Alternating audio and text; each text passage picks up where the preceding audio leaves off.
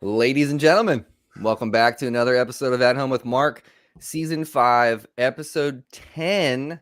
And got my good friend Mason Marangella from Vertex Effects. Obviously, Mason, thank you for doing this again. Thank you. Yeah, thanks for having me. Yeah, man. And thank you for the food advice while my family and I were in San Francisco. That was Oh lovely. yeah. I hope whatever I told you panned out. Amazing food. And we actually found this really cool, I can't remember the name of like the little pizza shop.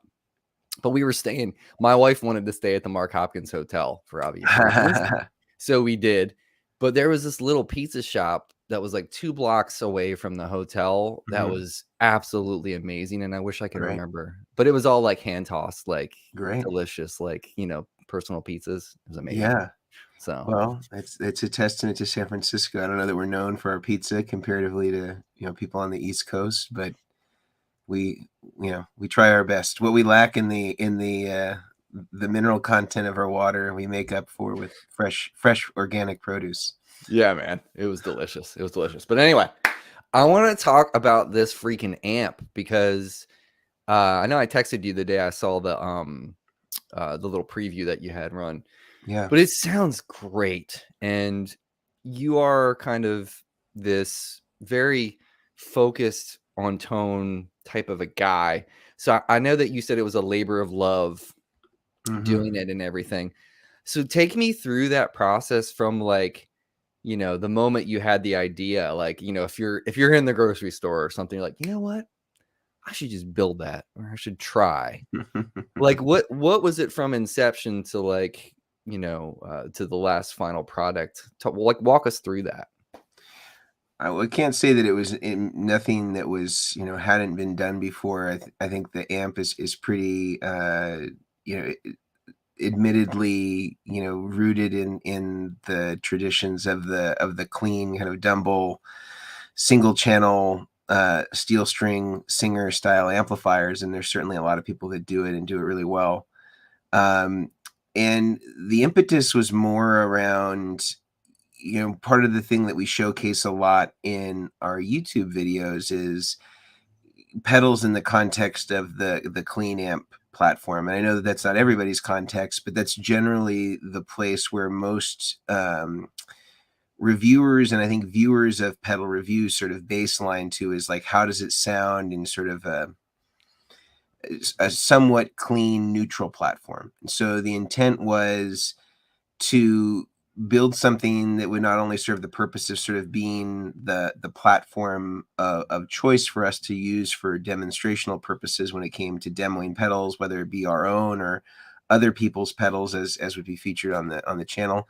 But I think also to put something out there that I really thought represented a really solidly built, great sounding, clean pedal platform, but that also had its own voice, and you can never get totally neutral when you're talking about, tube amps. There's an inherent sound to tubes, and I think that, you can sort of push the kind of the characteristics in one way or the other based on, what you choose for the transformer and the power tubes and, sort of the archetype of the circuit. But what I wanted to do is kind of put something that I would really like to play and that I would enjoy. And then I hope that other people might see it the same way that I did. And so, when I went about making the amp, I kind of thought about what is it that people really want that are musicians that are playing out in the world, and is a 100-watt steel string singer a reality for most people's context if they're a gigging musician, or is a 150-pound combined head and cab going to be something that is practical for musicians? Like, what are sort of the X factors when we think about portability, travelability, setting up, and tearing down before and after a gig? And really what I came to was, the essence of what the steel string singer is, but in a more pedal, I shouldn't say pedal friendly, but more gig friendly context that will do equally well with pedals. So it's in essence the 50-watt steel string singer, which is a half powered version of what a steel string singer would ordinarily be. And a lot of the things about it are very similar to the original one, and then there's some places where liberties are taken in order to make it a little bit more friendly to a variety of different pedal types, because there really is no standard when it comes to pedal specifications, especially amongst distortion and overdrive pedals. People are coming from very different places, I think now more than ever, in terms of, you know, where they're trying to create differentiators for themselves and their brands. And we wanted to make sure that it could sort of accommodate a pretty wide range of, you know, high gain to low gain to fuzz sorts of pedals, and would sound great whether you wanted it to be you know, super clean with some nice delay and reverb sounds, or if you wanted to be grittier and have some, you know, higher gain sounds running through it. It would perform in the ways that we would expect a nice quality clean amp to perform, and that it would be, you'd be able to move it and use it. You know, the weight, it's under, you know, it's just a little bit above 30 pounds and under 40, which is great. What? Used as a pine cabinet, so solid pine, and then the back plate, or, you know, or the back panel is made out of Baltic birch, aluminum chassis. You know, two 6L6s, and then it's using, you know, 12AX7s for the preamp, and then an AT7 for the reverb. It's got, you know, the send and return reverb controls like you'd find on amps from that sort of generation of Dumble steel string singer, and it really sounds great. And you know, I tried to do the best I could within my capabilities as a guitar player to show what it's capable of in the context of clean and overdriven sounds and kind of some stuff in between. And we have a video on it that you know, you'd watched. I think a lot of other people had watched, and it seemed like you know, I wasn't really sure how it would connect with people, because it was a really expensive amp. You know, it's $4,000. You know, it's Mm-hmm. $399.99. You know, like the least provocative way that you can say $4,000 without saying Right. $4,000. And I didn't really have much expectation around what it would sell. I kind of, we made a group of them, and I think the first run was five or six amps, and we only sold them through Sweetwater, and we just did that one video, and they were sold out in a couple hours. So That's it crazy. was a real surprise to me that there was as much demand for them as there was. And you know, I know that other people have done signature amps or kind of done similar things to this. Like, you know, Josh Scott has that cool combo amp that he makes through Milkman. That's Mm-hmm. a really cool amp, and like kind of a, you know, again, a clean pedal platform. Brian Wampler has something similar with I think it's called a Bravado, and it's a cool like clean amp pedal platform. And I didn't really have a sense of how those sold, or whether those were, you know, viable options, or whether kind of trying to make a transition from pedals to amps had any viability. So frankly, I was shocked that they sold that quickly. I kind of thought it might take a few months, and you know, there would be some people that weren't prepared to pay that much for an amplifier, and we're kind of in some uncertain economic times. But it to my surprise was much more popular than I expected. Did you feel like when that happened, when they sold that quick, were you like, shoot, now I have to make more? Now I feel like I feel the urge to want to make more because it's something Uh, that people actually want? Or were you like, that's it, yeah. I'm out? Like, Well, it was complicated because it took a really long time for those to come out, not because of anything related to the, you know, how long it took to build them. I mean, I'll be the first to say that, you know, the design of these is not of my own making. I'm pretty much taking a pretty boilerplate known steel string singer circuit, adapting that to a half powered size, and then making some, you know, depending on who you asked, significant or insignificant tweaks to make it, I think, a little squishier, a little softer for pedals, and to be a little bit more friendly. And those amps can be known to be stiff in some contexts and not particularly friendly to things that maybe don't exaggerate the mid range. And that's why, you know, when you look at most steel string singer users, whether it be Steve Ray Vaughan or John Mayer, their pedal selection generally exaggerates that frequency, because they tend to hmm. be more scooped out amps. They have these kind of stiff front ends. They tend to do well with kind of more mid-range pedals. But you know, if you're trying to go with higher gain pedals or try to get, you know, 80s, you know, tones out of them by stacking distortion pedals, they don't really lend themselves very well to that sound. Yeah. So, you know, we took some liberties in that aspect. But again, I didn't design the amp, you know, from you know, something that you know, that I had a dream and decided I was going to start doing something that was really innovative to that end. Um, but back to your question about well, actually, I can't even remember what the question was that I was trying to answer. Yeah, and then I just got distracted by Buddy being Buddy. I also have a stiff front end. Yes. It just about like when they sold that quickly, did you Yeah. feel the Okay. need? Okay. I'm back Yeah, to earth now. Okay. yeah. Sorry, I was getting too heady I with like that. it. Yeah. So getting back to it was a huge pain to get them out there because we had delivered them to Sweetwater a couple months earlier, and they had Vox grill cloths on them. Mm. And the kind of a checkered grill cloth like you would have found in a lot of Dumbles. And they went up on the site for a couple of days. I hadn't yet put out a video. We had shot all the content in a video at Sweetwater to kind of go in parallel with the launch. And somehow Vox caught wind of it, in one way or the other, and we had received a cease and desist, basically saying that the amps can't exist in this particular aesthetic, and that if we're to sell them, they need to come back to us and have the grill cloth substituted to something else that wouldn't have any conflict with their trademark or their of the checkered grill cloth. Right. So the consequence of that was that the amps had to come back. We had to figure out what would be an acceptable aesthetic substitution that would work in place of the diamond grill cloth. And so he ended up having to like take them back, change them all, get them sent back to Sweetwater, have them rephotographed. We offered to reshoot the video, on our end because they had already wasted, time and money invested in that. And I think we had a sense that maybe at some point that the shoe was going to drop on from the Vox side, because I think invariably it does for anybody that's making that style of Dumble amp. I think that similar things have happened to other really respected Dumble makers like Two Rock and Amplified Nation.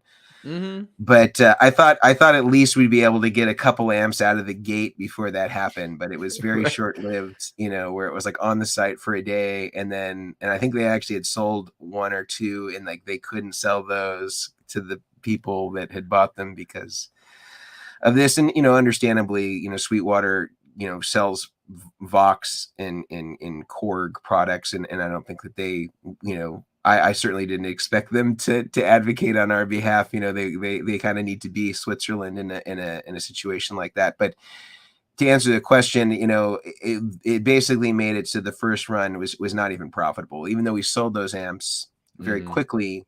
The cost to ship them back and forth multiple times made it really expensive, and secondarily, the first batch was manufactured in Canada, in Ontario, and that also had a lot of unexpected expenses. It was definitely cheaper to get things like wood sourced for cabinets, and the Canadian dollar is weaker than the US dollar, so to do hand wiring and things like that, and we found a partner up there to help us with the manufacturing of it and to maintain it in this hand wired format. Invariably, we ended up getting tariffs, by importing it from Canada that happened several weeks after the amp was imported, and that sort of amounted to it, pretty much meaning that like every amp was maybe about minus $400 or something like that by the time, again, like getting it shipped back and forth multiple times, paying the tariffs, paying somebody to recover the grill cloths professionally and do the piping and all that stuff. So to answer your question about whether I was like psyched, and I was glad that it landed, because I kind of chalked it up to like saying, we may only make, one or two of these batches, and that'll be it. It just won't make sense. But I was certainly encouraged by the fact that so many people were interested in it and were willing to take a chance on, somebody who has no track record in amps at all. And certainly, I've gone down the Dumble rabbit hole and been really interested in those sorts of sounds for a long time. But again, we're not an amp company. We're known as a pedal company, and so I just wasn't sure how it would do. So now, we've got a year and a half of orders based on the volume that we're able to produce. Man, and so we're a year and a half back order based on that video. So it's man. been a good a good thing. Now it's a matter of, kind of maybe making sure that we were a little more streamlined in our production, that we're able to, you know, we've got the grill cloth thing figured out. So Yeah. that'll be a time and money saver. And then, we've moved now all operations back to the US. So we're doing everything here now instead of in Canada. That's dope. Yeah. So, did Dumble ever have problems with, like, grill claw stuff with Box, or was he so under the radar that I think he was too low volume, and my understanding is that there's still workarounds, like some dealers are able to recover grill cloths and things like that. So some people may end up shipping a Dumble style amp to a dealer in the format that it's advertised, or in the, approved look, and then the dealer may on their end modify the grill cloth to resemble something that might be more of the style that you might have seen a Dumble grill cloth. And that's not to say that he didn't just use Vox style. I mean, he seemed to use a myriad of different grill cloth coverings depending on what the amp was, or the desires of the customer, or whatever his whim was at the time he was making the amp.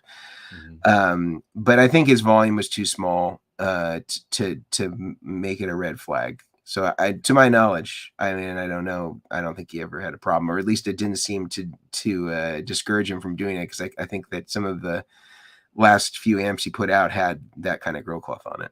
Yeah. It's so weird too that Vox can, like, copyright or trademark that thing. Like, it seems like it's like a geometric pattern. Like, how is it? It's so weird. That Yeah. stuff is interesting to me. Well, it's probably not. I would predict it's not that defensible in court. I just think it's a matter of, like, who's going to take him to task. Like, Right. nobody is going to, because Korg owns Vox. So you're essentially saying, okay, we're going to take Korg to court over this, and I'm sure that most companies have just made the judgment call that it's just not, the juice isn't worth the squeeze on it. And No. it's easier to pivot than to try to fight it. I don't know, maybe if all the Dumble amplifier manufacturers get together and because certainly there's this is no discussion from Fender grill cloth or Marshall grill cloth, which seems to be used in just in innumerable amplifiers, and there's no problem there. Yeah. So, yeah. What's interesting to me too, Mason, is, like, I think it's so cool that a pedal company might be interested in getting into amps, because it all stems from that. Like, it's got to start with the amplifier, right? Like, everything that we grew up knowing as guitarists has got to start with an amplifier. Like, I wasn't hip to pedals and, like, the sound of a great sounding guitar, until I was much older. Like, I just got that 2-Rock Bloomfield drive. Yeah, those are amazing. Yeah, and it's like, I have a Studio Signature. That's what I've had, and I bought, years ago, like 2015 or 16 or something. And that's a 1-channel amp, but this is a 2-channel amp. So, like, did you go with 1 channel because what you said, like, you just want it to be a great pedal platform, you want it to, like, be a great sounding amp? Because what I find that I really like about an amp like this, or the Studio Signature or whatever, is, like, that HD kind of focused sound that you get, and that responsiveness. And I like the fact, I've never played a Dumble, so you'll have to tell me of the Dumbles you've played. But, like, from what I've experienced playing through these, it's made me a better guitar player, because I can't hide behind my clams. You know what I mean? It's like, it's all out there, brother. So, like, when you played the first time you played through a Dumble, was it a single channel Dumble?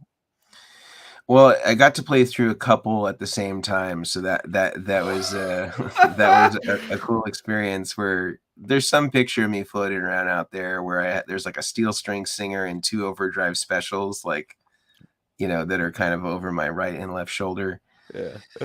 And so I got to play all those at once, which is a pretty cool experience. And it was also cool that you get to try the steel string singer back to back with an overdrive special, so you have, like, a real immediate reference point, of the clean sound of each of those respective amps, and then overdrive channel of the overdrive special, and it was pretty special experience to be able to not only get to see those amps, in a lifetime, but on the same day. Was pretty cool.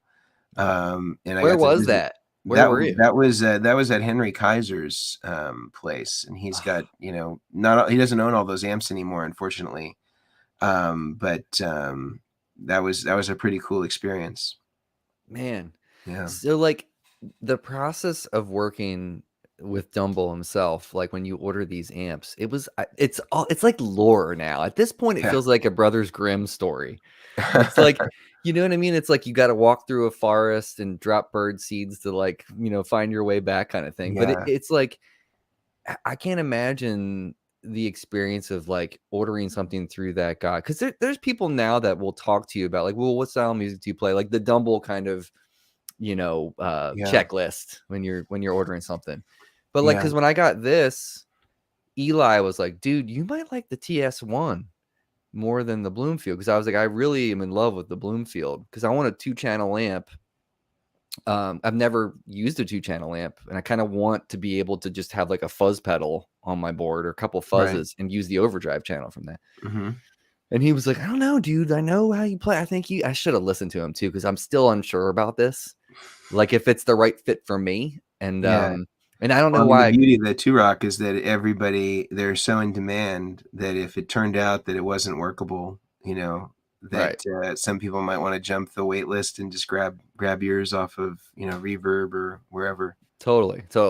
But what I find interesting about that process of going through Dumble to get an amp, it's gotta be, I mean, and to have 3 in front of you, like it's got to be such a crazy feeling to like the history and first of all involved in that, because it's like a piece of Mm-hmm. unicorn history, like gear Right. history, but then to like parlay that into like, what, like, yes, okay, there's a lot of companies that are using that platform, and then like we know you can get the schematics and you can look at stuff, but then to be like, but I wanted it to sound like this too, Mm-hmm. to like go there, and whether it's you or Two Rock or Amplified Nation, like Taylor and all that stuff, I think it's fair to do that because we want to keep the history alive. We want to keep the Mm-hmm. unicorn, Yeah. kind of paddling through the the rainbow forest, whatever you want to call it.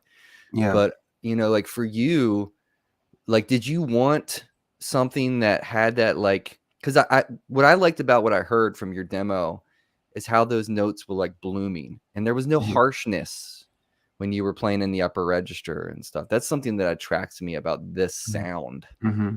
So that was super intentional, I'm gathering. Well, I don't know that it was necessarily, intentional beyond what the capability of the amp could already do inherently. So as much as I'd like to take credit for, the things that circuit does really well, a lot of it is kind of vetted in advance of me even just, putting together the passive components that make it what it is, or choosing the passive components that make it what it is. I didn't build the amplifiers. I did some tweaks to some of them, but I wasn't the one that was, behind the soldering iron that was laying out the boards and doing all that stuff. Once the basic circuit archetype was determined, I didn't have a lot of involvement in the building of it, other than, like a prototype would get sent. I would send some tweaks, or take photos of tweaks, or say, hey, I changed this value to this, or I changed the voltage to this, or something like that. Other than that, a lot of it was fairly predetermined. But I think that the analogy that I like to use, in sort of talking about these style circuits and maybe some of the other people that make similar style amplifiers that are in the Dumble category is, we're kind of all cooking T-bones, or, fill in the blank, like cut of meat, and it, depending on whether you take it to, a Michelin star, chef in France, or you take it to, some guy in New York City, they're going to have these different preparations of the same piece of meat that are going to be wildly different, even though they all started as the same cut. Right. And so this is kind of, you're when you get this amp, you're getting my particular flavor of what I believe is the best interpretation to enjoy this particular sound. Right. Yeah. Okay. That's fair. And I think that, it's not uncommon for, and I want to say this too, because I know that even people, so like Zach Broyles, for instance, from Mythos, he'll like work on like shopping out stuff or farming out stuff for circuits and things like that and getting Mhm. feedback and all that. So that is not uncommon at all for any builders to be doing that stuff and collaborating these days. No, and I think it's common. I mean, also again with Josh Scott's amp, that's made by Milkman, and that's not to say that he's not involved with the sound or the some of the design features, and even for our pedals, we use a contracted manufacturing company that puts all of the pedals together. We come up with the designs, we determine what it is that they're going to sound like. We lay out the boards, we do all the prototyping, and even produce the first few units that then become the gold standard for when they go into manufacturing. So it's a pretty common thing. I would say a lot of the companies that you buy pedals from are done in a pretty similar fashion. There are still some companies that do most of the work in house, but for the most part, especially for high volume companies, a lot of them are done with contract manufacturers. Yeah. That makes sense, man. It really does. I mean, you've got to be able to do that to kind of keep up with demand. And the fact that you said a year and a half now back ordered for this stuff. Yeah, a year and a half based. I mean, I don't know what that will translate to. Hopefully, it will translate to less as we sort of get our sea legs in manufacturing the amp in a little bit larger volume, where maybe we can make 20 chassis at a time, instead of 5. Right. And so there's things that we may be able to benefit from that can help expedite and sort of increase the or make the economies of scale a little bit more favorable once we kind of have a real sense of what the demand is for the amp. But again, for that first run, I really had no sense of how it was going to do or anything that would indicate whether it would be successful or not. Yeah. Do you think, I mean, this is like a trend right now too, with like more people who are working with pedals to get into building amps. Do you find that can you foresee this is going to be happening more and more with companies that we know and love they're making great pedals too? Or have you talked to any of like your compadres and contemporaries about this stuff? Yeah, I would be surprised. I think for the most part, most people that are in amps, or at least the ones that I know, said like, don't get into amps if you're Right. already in pedals. And usually the trend is to go the opposite direction. Is like if you're an amp manufacturer, that you make a pedal that represents whatever their signature amplifier is supposed to sound like. And we've seen that with Bogner, and we've seen that with Friedman, and Right. a lot of other people. And I think maybe the reason is it is a pretty crowded space with amps, and I think you can make that same argument with pedals.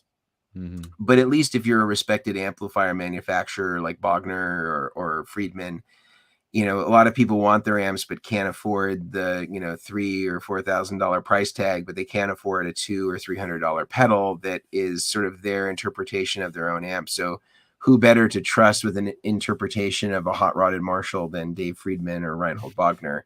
Right. And I think you've seen that their pedals have been fairly successful, or at least I know that first run of Bogner, where he had like an Uberschall and a red channel ecstasy and a blue channel ecstasy, and then Friedman had the BEOD pedal.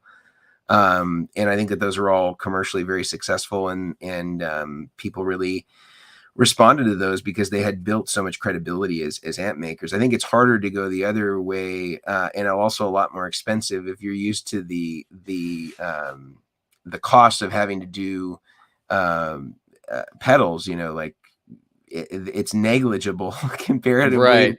to like the cost of a pedal is probably maybe less than the cost of your transformers for a 50 or 100 watt amp. So the expense is a lot greater, and you can't build it in the same scale. The amount of touch time that's needed, especially when you're going hand wired. So I would say no. I would actually predict that people wouldn't do it. But I think the opposite direction will be very true. I think you probably will see more amplifier companies dip their toes into pedals, and even as we saw guitar companies with PRS recently, Yeah. making that transition, because for them, I'm sure that it's low hanging fruit because it's way less expensive to make than a $4,000 guitar or a $4,000 amp or whatever it may be. And it's just another way to reach people. Yeah. When I saw those pedals come out, I was like, this doesn't surprise me that Paul would want to be getting into like studio grade quality Yeah, pedals. yeah. But I still have you played any of them yet? Yeah, I got to see him a couple days before they came out, because I was at Chicago Music Exchange in Sweetwater kind of the week before, Mm-hmm. and so I got a chance to see them, and you know, I mean, I don't know. I mean, the most innovative one was comparatively to like what's available on the market. I thought was the flanger. Mm-hmm. Um, you know, and I think his approach, from what I understand, was a lot different than what, he wasn't trying to go after an ADA or a MXR. It was kind of more of like tape flange that you would hear in a studio setting, as opposed to going after any bucket brigade, style flanger, using Redicon chips or something like that. Yeah. Um, so that was cool. The Klon ones, a Klon, there's a bunch of those, and then the Yeah. optical compressors, the optical compressor, and yeah, I'm sure that just with the namesake that, you can trade on that pretty heavily, and get a lot of people in the door, because PRS is very respected and people really dig what they've done with their guitars and their amps. So, I try not to go too, and I don't always hold true to this. So, do as I say, not as I do, but I try not to be too critical of pedals until they've had like a few years, Mm-hmm. because there's so many pedals that come out now. It's like drinking water from a fire hose. And to me, what the real differentiator is when it comes to pedals is like what actually withstands the test of time, Mm-hmm. and what becomes a staple, of, when it comes to the pedal category that any particular pedal is in. Because there's a lot of companies, by design, that create a lot of products, and they kind of do like the spaghetti technique, where, you throw a handful of spaghetti noodles at the wall, and some of them stick and some of them don't.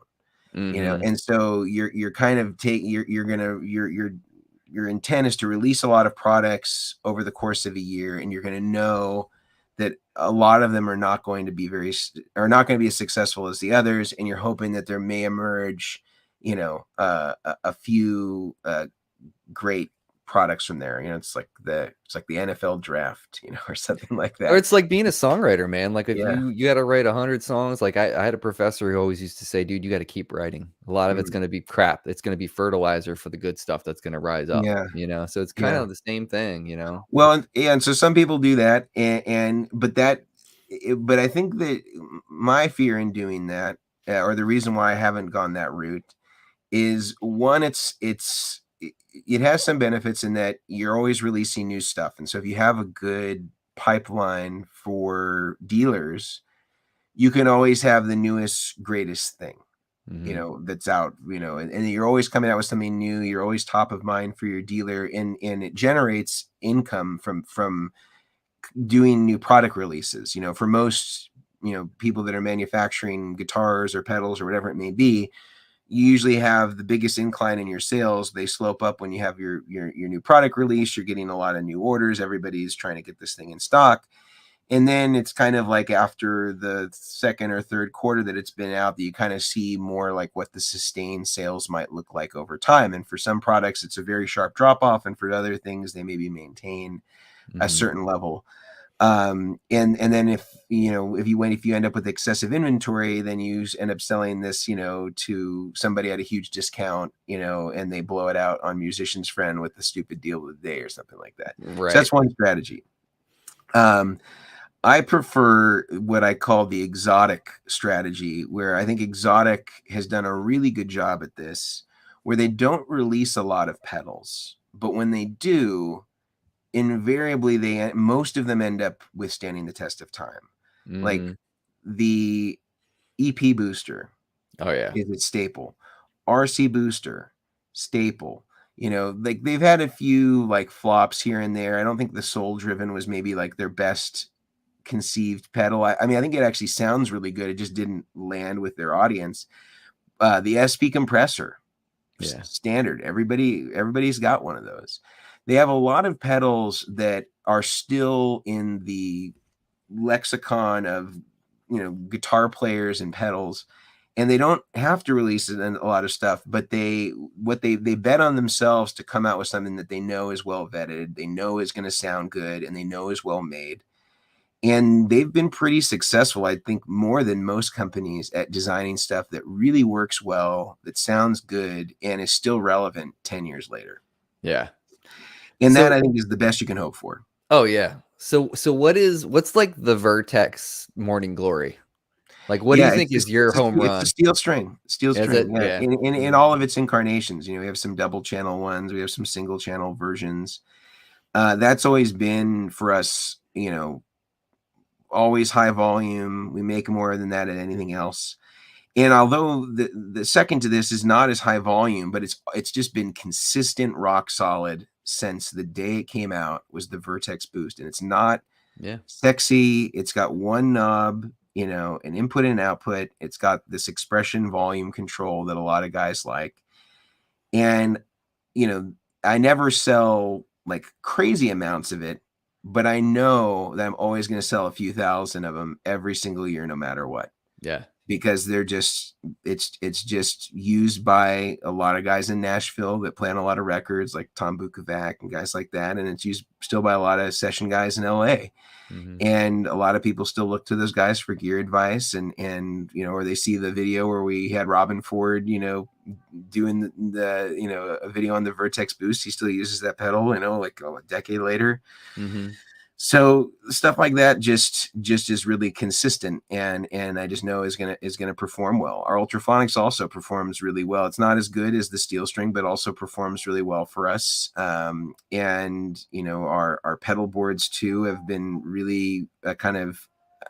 I was less surprised. I thought those would do well, because they're the only thing I think that's similar to them is the Schmidt Array boards, but those are a lot heavier and have a certain, I think, a different appeal than what ours do. They're made out of wood, and they're very bespoke, in the way that he makes them, and I think that's great. I think for people that want to travel with something that has similar features, then they would choose ours just because of the weight difference and how you can protect it without adding a whole lot more weight.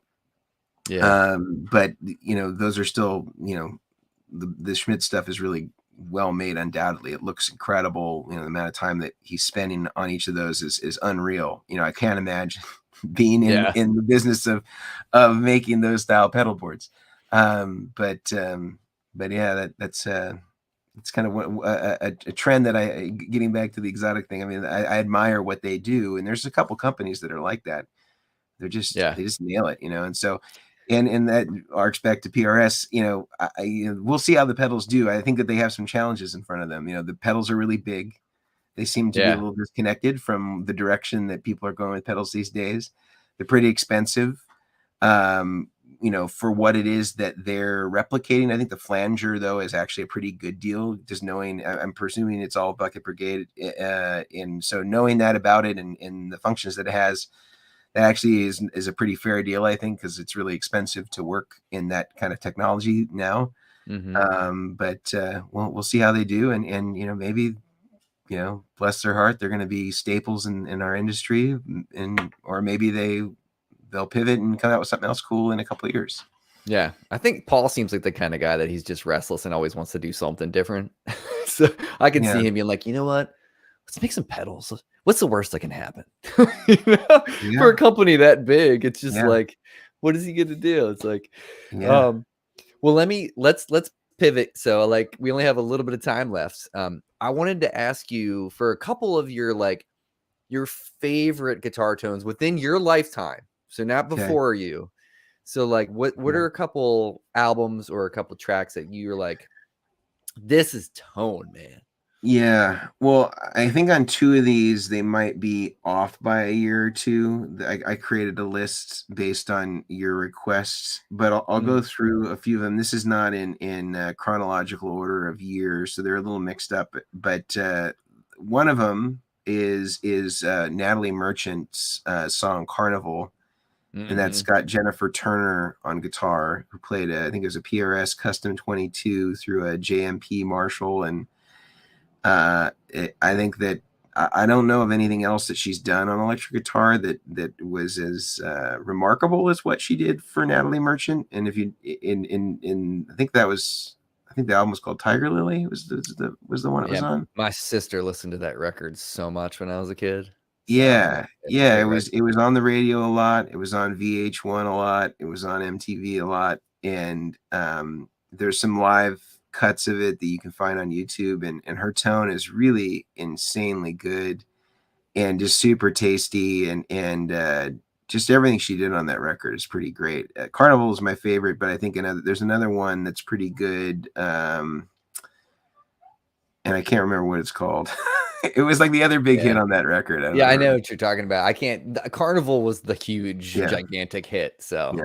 I miss those days, man. I miss those days of, like I sound like an old man right now, Mason, but, like, I miss those days of, like, the MTV was just music videos and, like, Yeah. you see something for the first time. Like, the first time I saw the Chili Peppers Soul to Squeeze Mhm. video and heard John playing that part, that opening guitar riff, I was like all in, Yeah. Like, I Yeah, just they don't miss have the countdown anymore, man. it's a bummer, dude. It's a bummer. TRL, That and RIP. yeah. Headbangers Ball. I remember staying up watching that.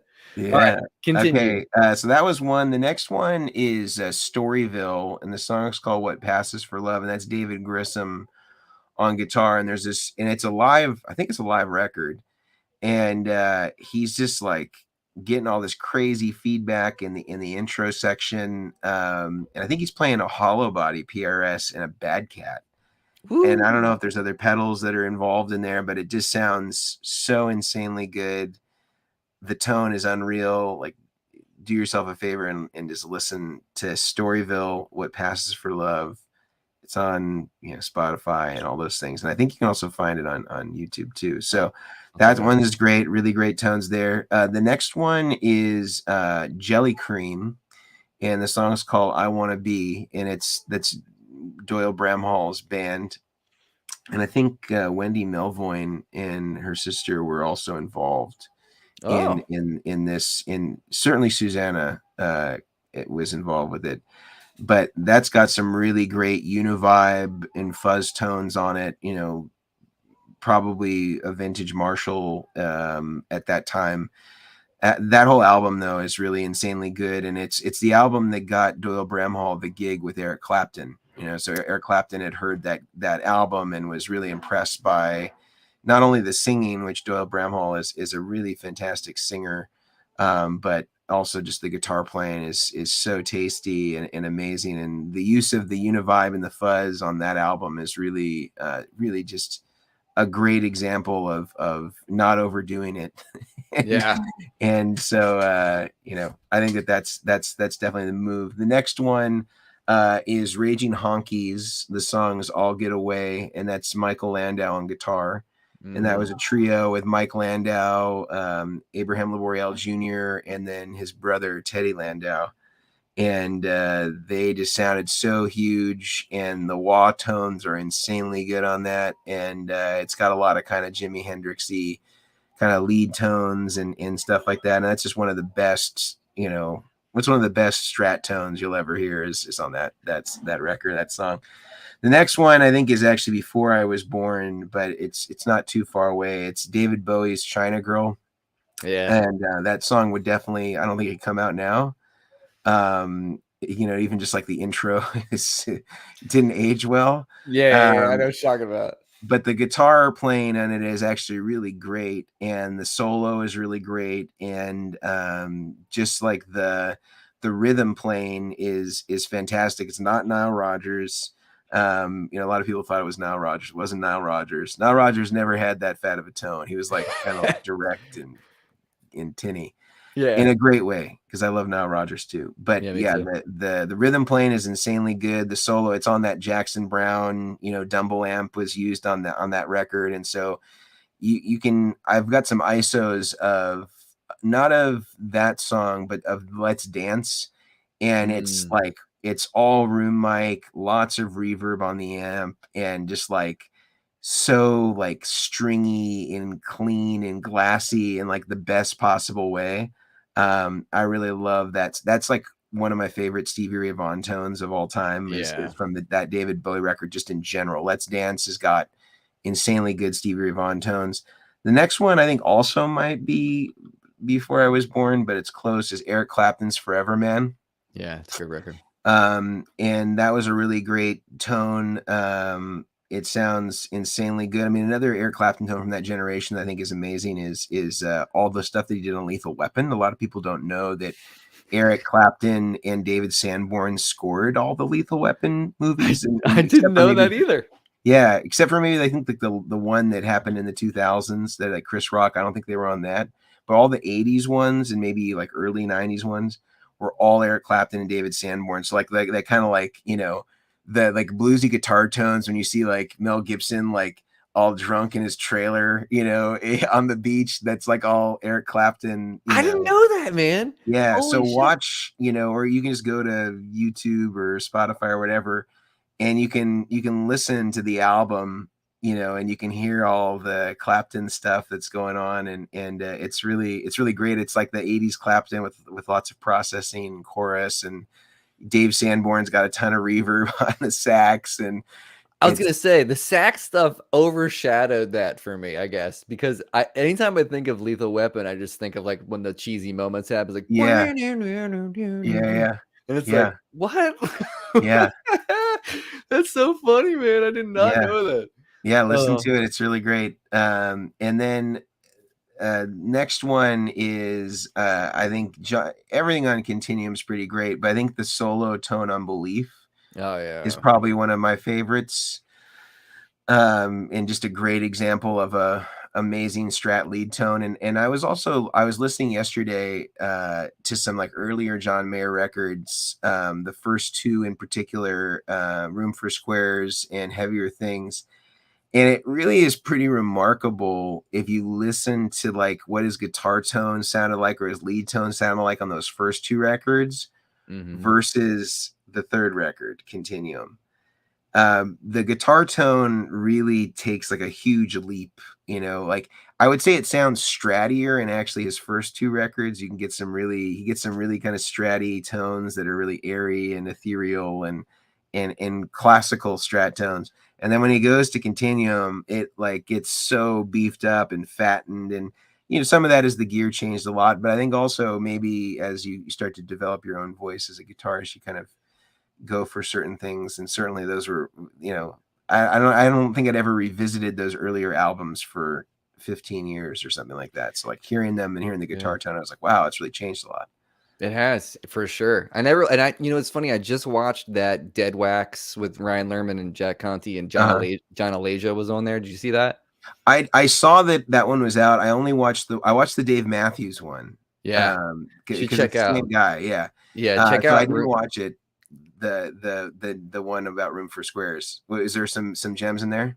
I mean, it's just interesting to hear his perspective in terms of like how he met John, and like, and he told a story about like, because Jack was asking about like, when did you know that he was a superstar? Like, because this is before they started recording Room for Squares, but he said that he went down. Somebody told him about John.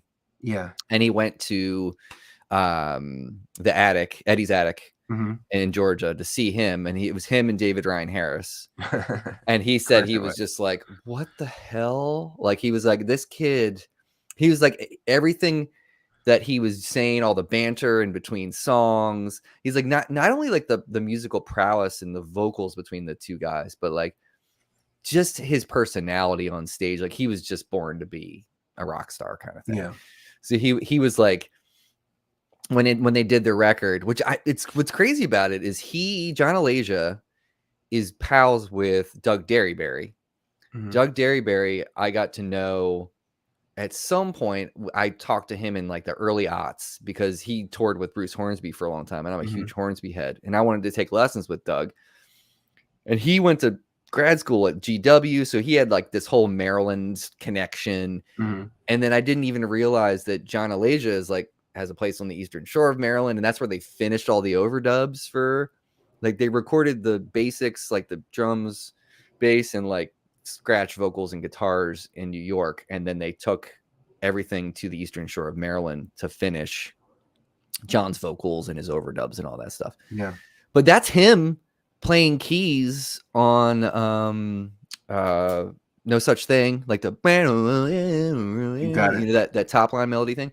Uh-huh. That's John doing all. He's Nice. like, yeah, he had like these synthesizers and was like all about them.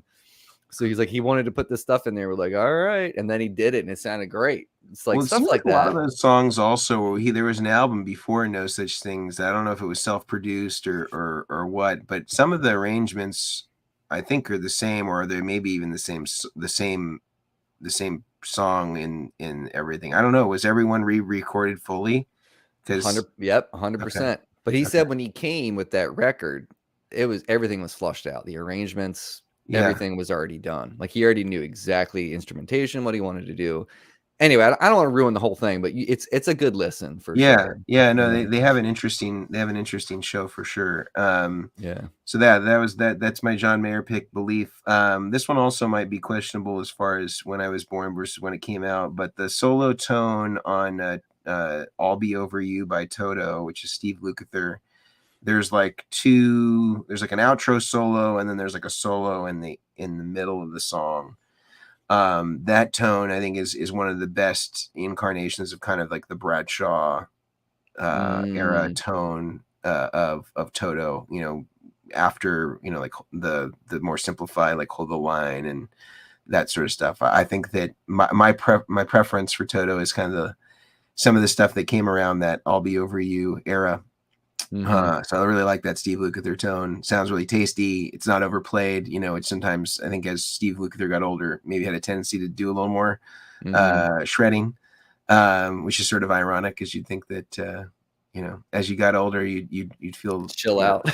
Yeah, it seems like it doesn't work that way. Yeah, what was he playing at that time, guitar wise? Probably the Valley Arts, I would think. Okay. Yeah, I would presume. I don't think he was with Music Man yet. And then Dan Huff with Giant, the song "Stay." That's a great one. It kind of has like a Jeff Beck-ish solo, but way more shreddy than Jeff Beck would do. Dan Huff's just a great guitar player, and I really wish we could hear him play guitar more. But now he's kind of got his producer hat on, so I think he maybe plays some. But my understanding is that he's kind of more behind the scenes, and uses guys like Bukovac and things like that to do the guitar parts when he needs guitar players. And then the last one on my group of 10 was from James Taylor, and it's off the album New Moonshine, which is in the early 90s, and I think Native Son has got probably the best guitar tone on that album, and that's Michael Landau. I was gonna say, yeah, it's gotta be Michael Landau. And it's got some really great examples of really nice, beautiful, like tri-stereo chorus pads with delay and some pitch modulation, and then just a really beautiful, clean, compressed solo tone. Just DBX 160 and maybe a little reverb, a whole hall reverb with a long decay. And just really sounds insanely good, and probably the Tyler Strat, I would presume. There's some cool videos during that era, and I can't remember if it's at like Martha's Vineyard or it's someplace that's very elite it's in some sort of like converted barn, and you can see like all the guys that were in that band at that era, and some mainstays like Jimmy Johnson and Michael Landau and Carlos Vega is playing the drums, and they're in this beautiful barn, and they're rehearsing, I think, live versions of what was on that album New Moonshine, which had like Copperline, which is a big hit for James Taylor. Yeah, great song. But yeah, it's I've watched the whole thing several times. It's like everything about it sounds insane, and a James Taylor concert is really amazing experience to go to. It sounds so good, so well mixed and balanced. It's a really good experience for the listener for sure. I bet you their stage volume is super low too. Yeah, I'm sure it's got to be. I mean, I guess I was on stage for part of it. You know, when I went back there to meet James Taylor once, and it was and everything kind of got thrown off because he had taken a shower in like one of the trailers that's like backstage, and he had left his change of clothes over like the hand railing outside of the bathroom. And somebody had collected it as though it was like laundry, and so Oh he's like walking no. around backstage in the bathrobe. He's like That's asking people where awesome. his clothes went. Oh man, that's awesome. Yeah. Oh god. Do you know that live Landau record? I think that was Yeah, the one that recorded was recorded at the Baked. Baked Potato. Did he play a Strat on that whole thing, or did he play an SG at that time too? Like, what was he I presumed it was an SG just because that was what was on the on the cover, cover? but Yeah. I don't know what he actually used. It sounded pretty thick, like on I mean, but he could have also had multiple guitars there, who knows? But like on Mhm. Worried Life Blues, for example, That's doesn't awesome. sound like a Strat to me, Mm-mm, mm-mm. but maybe it was, you know. He's always kind of you know, seemed to go back to humbucking guitars at one point or another. It seems like he's back on a humbucker kick right now with the Strat with the two humbuckers. But That's I always dope. think his best sound is he's a single coil guy to me.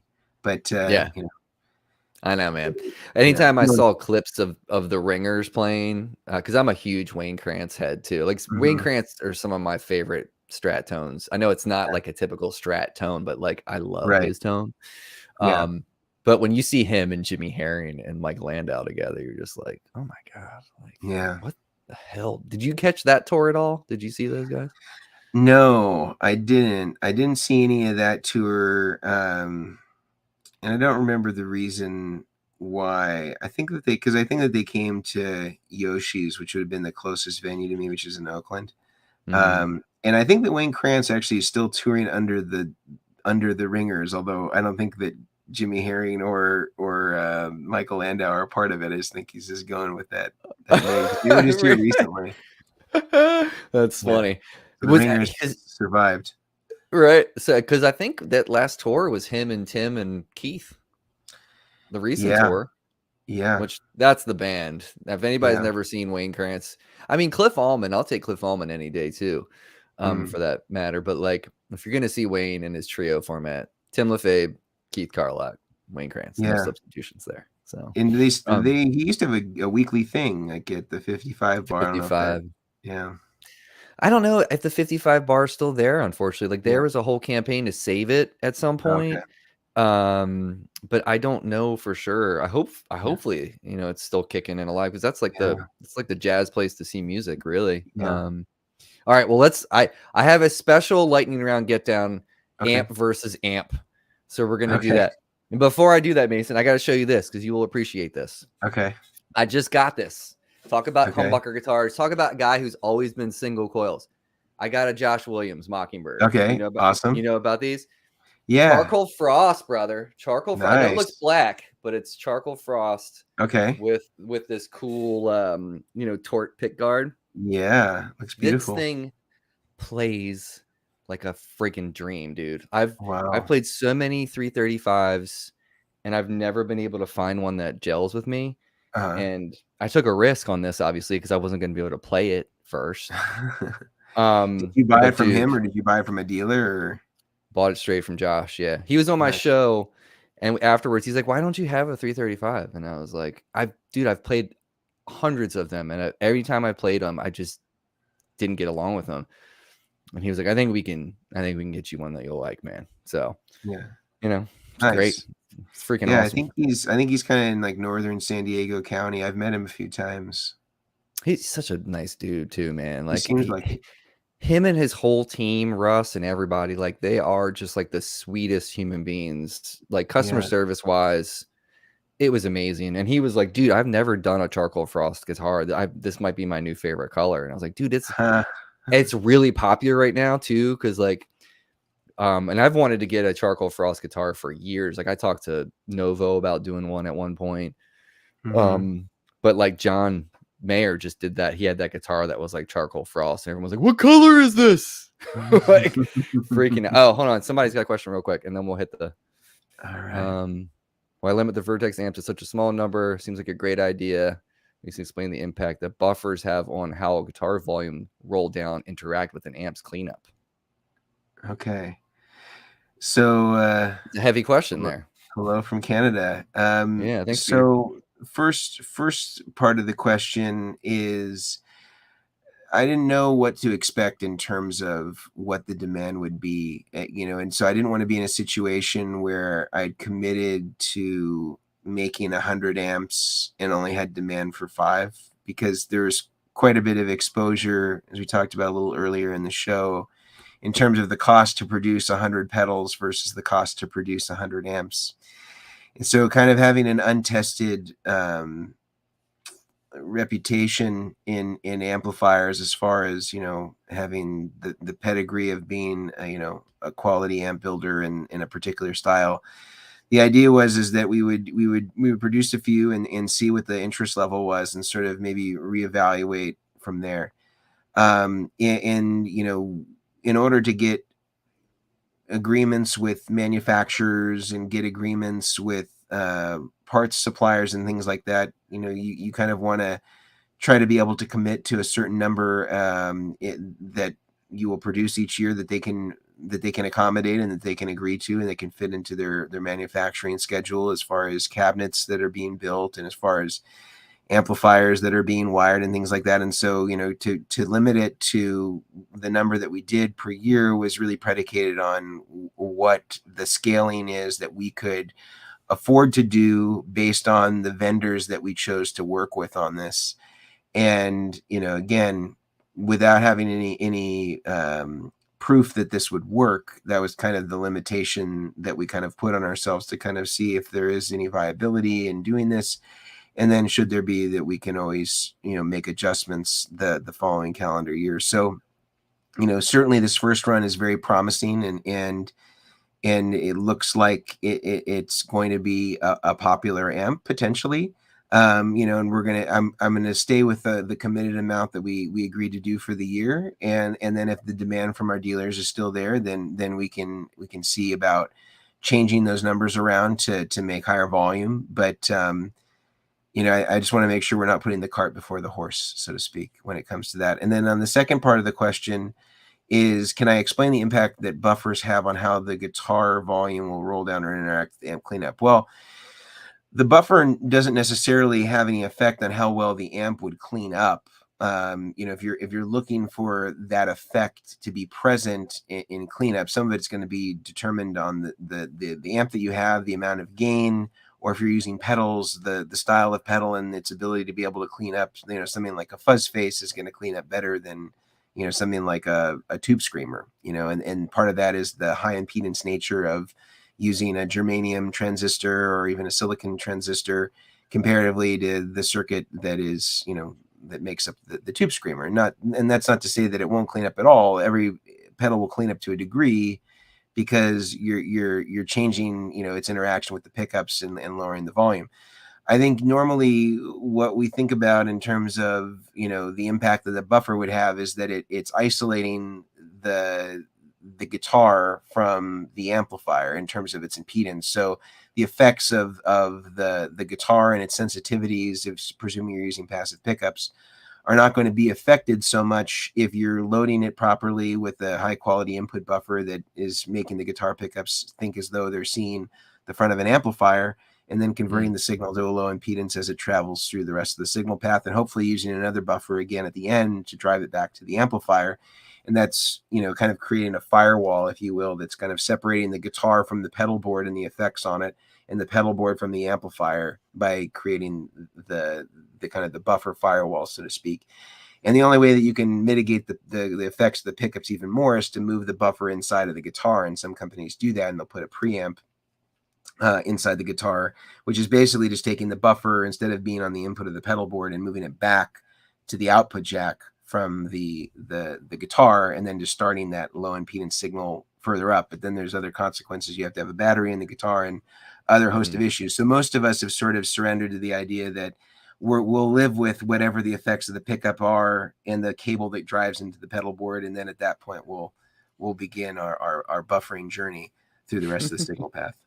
That was the first time I've heard anyone explain that I followed it 55%. Like, that's more than I've ever followed.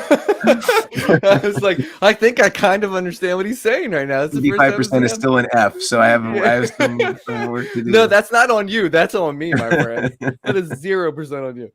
Okay, so we're in the lightning round. Yes, we are. So, all right. So these are all amps versus amps. Okay, amp versus amp.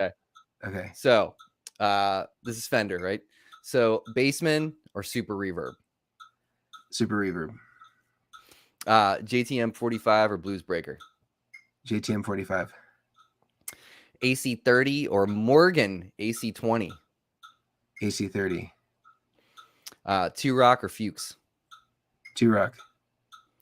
Princeton or Deluxe? Deluxe. Friedman or Soldano? Ooh, that's hard. And this is just for me. I'd say Soldano. I already own a Soldano SLO, but I would say that the Friedmans have a better clean channel. So Soldano is sort of a one-trick pony. The crunch channel is amazing. The lead channel is great too, but I like the crunch channel. But the clean channel is not as good as the Friedman. Interesting. Okay. Divided by 13 or Mesa Boogie? Divided by 13 is better built. It depends. I don't know. Like, these are of new amps only, or is this any amp in history? Let's just take anything that's newer on the market. Okay, I see divided by 13. Okay. But a 2C plus is pretty amazing if you get one of those. Okay. So here's two. I did this on purpose. I know they're very different, but two Maryland-based companies. Okay, so PRS. We'll get you Bartell. I was gonna say Bartell. Yeah. So Bartell or PRS amps? For me, Bartell, because I think that's more. I'm more of a Fender guy. That's closer to what I like. But I think the PRS amps are great too. Mark Bartell is just a genius, dude. His stuff is so good. Yeah, he's a good guy.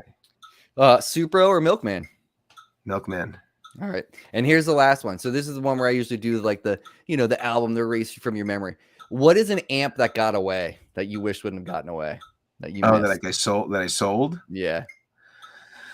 I'm trying to think of what it would be.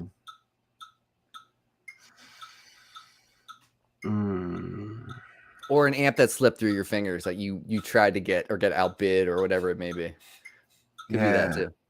I would say it wasn't necessarily a rare one, but I had an early Vibro King that was like one of the first 10 of them ever made, and it sounded really good. And I remember at the time I just wanted like a really clean sound that wouldn't break up at all, and the Vibro King kind of always broke up no matter what you did, but it sounded really good. And I know that circuit is kind of riddled with problems, but it still was a good sounding amp. And I remember I had gotten it when I was in college, and it was a big deal because, like spending $1,200 on an amp in like 2006 or something like that was like a lot of money for me. There's a lot of gigs to get that. But I remember like that's what John Mayer had been using up until that time. I liked that sound. I got the Vibro King. I had the Stevie Ray Vaughan Strat with the tortoise guard. I had gone all in. And that was a really good sounding amp. And then I kind of, as I started to gig more, I couldn't use it because it was a little too dirty for some gigs, and I couldn't really get clean enough. And so I had sold it, and then I bought a 66 twin reverb, which was also a great amp, but it was equally problematic to move around and stuff like that. Yeah, those are heavy. Did you take two power tubes out to kind of cut the wattage in half, or did you leave everything in? No, I needed it to be really clean because most of the stuff, the guitar wasn't that distorted, and like unless you were playing like Journey or something like that. So for the most part, it was like, I don't know, you're playing like Holiday by Madonna, and so it was like that knob rockers,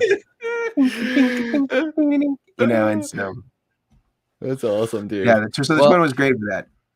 Okay, cool, man. Well, you made it through.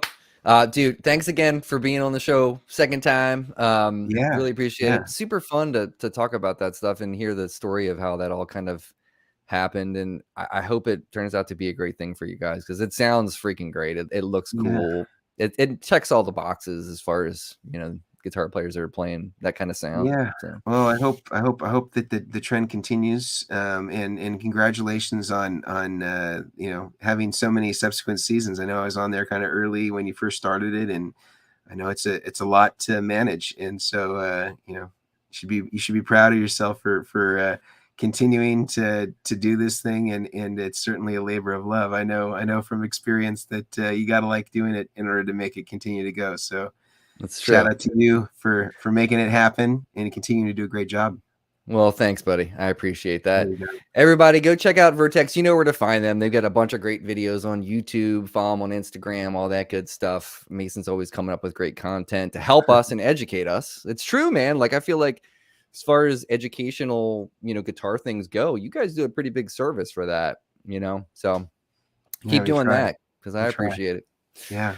Cool, man. All Well, right, hang Mark. tank tight, everybody. We'll see you next time. Take care of yourself. Take care of each other.